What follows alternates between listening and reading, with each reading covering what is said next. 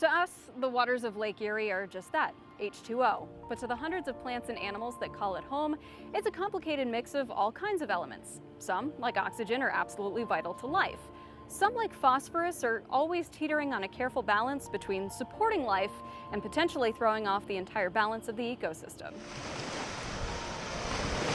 Phosphorus is essential for plant life, essential for your and my existence too, right?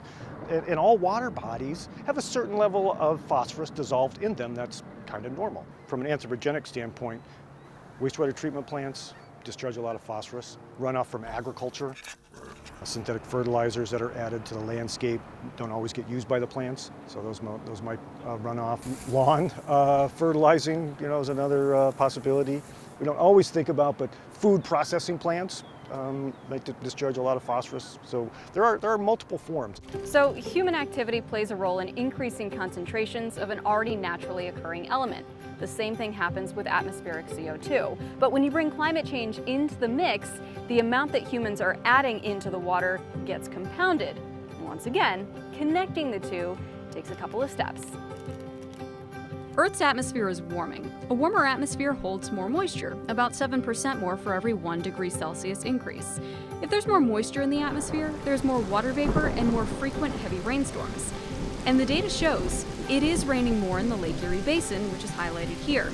Here's how the 30-year normal annual rainfall has changed for several major cities in just the last 10 years. More rain means more runoff, and more runoff means more phosphorus getting added into the waters of Lake Erie, and that mostly comes from industrial and agricultural practices. The phytoplankton love it. They take up a bunch of phosphorus and produce more cells, and suddenly you've got these huge algal blooms. Those microbes need oxygen to break down all that organic matter, and they take that oxygen from the water, thus leading to potential anoxic or hypoxic conditions. All right, here's where this gets kind of tough, because the weather changes that we're seeing now are a result of all sorts of choices that have been made over the past century. We can't just stop everything we're doing right now and expect things to instantly go back to normal. It's not exactly practical anyway, but what we can do is help mitigate the damage that's already been done, and more importantly, adapt to the way that nature is now to make things better going forward. The more that individuals understand about their own contributions, can make decisions that I think collectively should be quite helpful.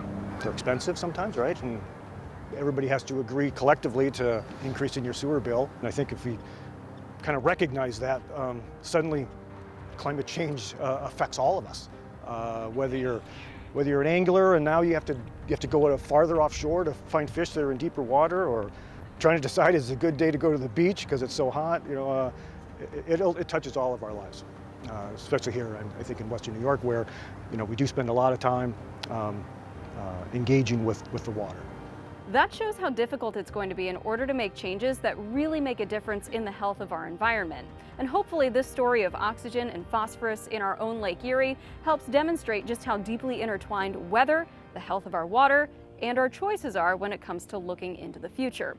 For more information on climate change and its effects here in Western New York, visit WGRZ.com/climate.